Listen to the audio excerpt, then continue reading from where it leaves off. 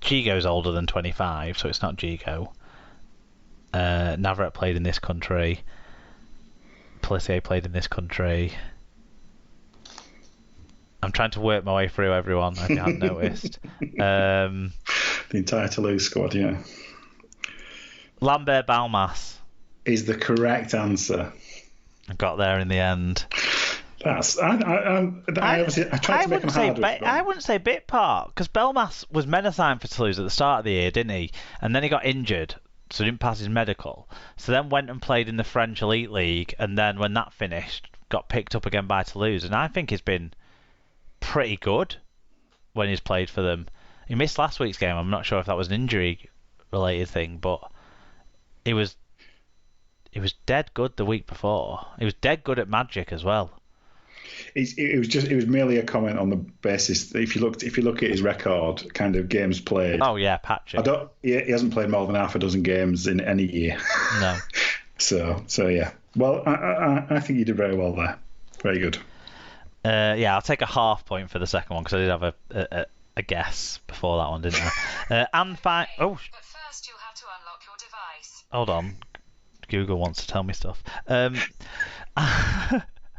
And finally, Rugby League Commercial, the new company created to drive Rugby League's commercial development as part of the realignment of the sports governance, has appointed its first senior board members. Frank Slevin has been appointed as the first chair of Rugby League Commercial. He is also the independent chair of British Cycling. Joining Slevin on the board will be IMG Media Head of Sport Ed Malaburn, which obviously links into the 12-year strategic partnership between IMG and the RFL and Super League.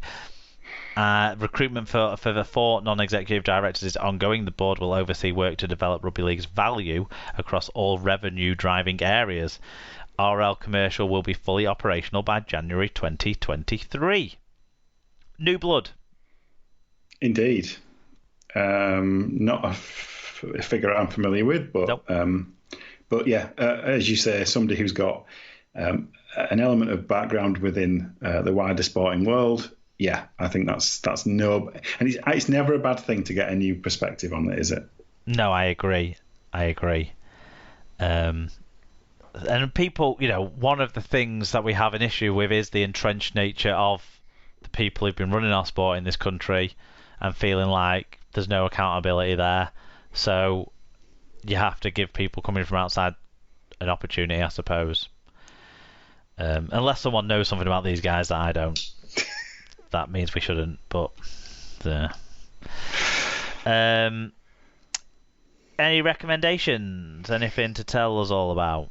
I was thinking about this before we started. The one thing I would just like to pick out is we were on holiday last week before.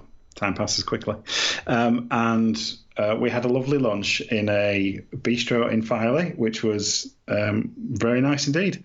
It's literally called Filey Bistro and Coffee Lounge, I think it's called. It's right in the centre of town. But what I really liked about it was that it had a menu that catered for us all, which is not something that we always find. Often, if I'm happy, then Daisy isn't happy, if you know what I mean. Yeah. They just had a very good menu that kind of catered for it all, and it was just absolutely delicious. Very simple stuff, but really nicely made. So, yeah, I was very. It's always nice that we don't have to think about kind of menu choices and that kind of stuff. It just takes a weight off the mind. Yeah, and you don't feel like anyone's compromising. Exactly. Yeah, exactly. And it was, so Anna chose something vegetarian, I had something vegan, and Daisy had something else. So yeah, it was absolutely, it was wonderful. So yeah, that was my recommendation. Good stuff. I'm not sure I have a recommendation this week. I don't have anything that I want to recommend necessarily, but I wanted to run something by you to see if you've experienced this before. Okay. So on Saturday, I did some walking, a bit more Leeds Liverpool Canal. I did from Maghull to Burscough, and it's about 12 miles ish, and nice walk. enjoyed it. Got really sunburnt because I forgot about putting sun cream on because I hadn't put any on since Magic Weekend. That's a rookie error for us baldies, mate. Come Oh on. well, I had a cap, so the head's fine. It's just the neck and the legs, the calves were an absolute state.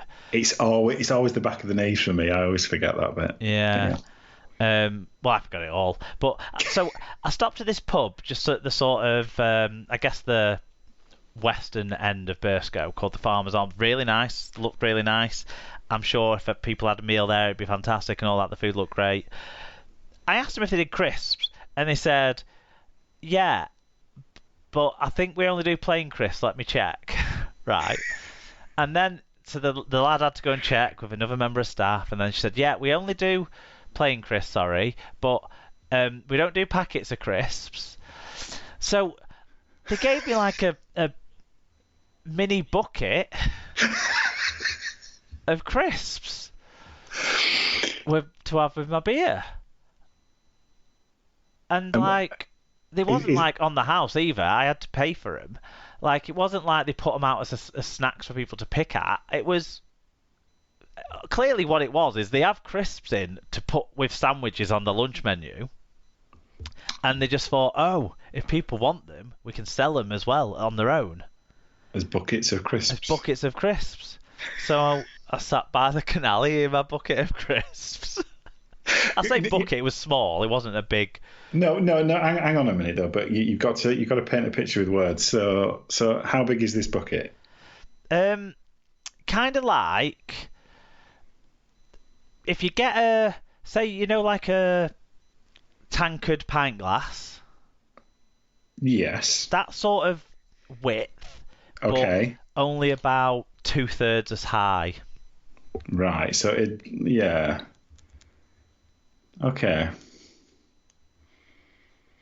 And what's it made out of? Is it kind of galvanized metal? It was a metal, but Okay. it wasn't like. It was very thin. It was like a metal bucket that you might put like just scraps in. I don't know, but have you ever come across something like that before? I've never heard of a bucket of crisps. So are we assuming that they've got like catering size bags in the back? Yes, yeah. That they're kind of dispensing in small groups. Well, crisps are incredibly expensive at the moment. I've noticed that when I've been to the supermarket. So maybe it's like a. But popcorn really cheap. What in the supermarket? You mean? Yeah. I can't say I've noticed. Prime popcorn's been £1 a bag on the sharing bags, whereas all the crisps have gone up to like £1.09 or £1.15. Well, popcorn was always the biggest rip-off in the world anyway. Beforehand, The biggest rip-off in the world. Well, it is though, isn't it? Because it's the way that cinemas make money. They don't make money out of films; they make money out of popcorn. Because popcorn costs about. Cinema popcorn, yeah. No, but it's the same principle. It's still the same stuff. But I know they're not selling it at the same margin. But the point stands. Yeah. A crisp is more complicated to make than a popcorn. Yes. That's my contention. Yeah. But anyway. No, to answer your question, I've never heard of a bucket of crisps. No. But at least we've got an episode title now, so that there's positives in everything. That hasn't even occurred to me. But yeah, it was good. I enjoyed being back out on the.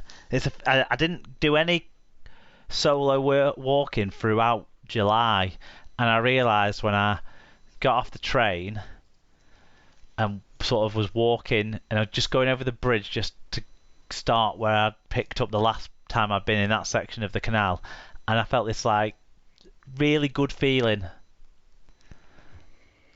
and that made me realise I'd been a bit stressed out recently. So it definitely helps clear the mind. So I suppose my recommendation would be going for walks, taking some time for yourself, that sort of thing.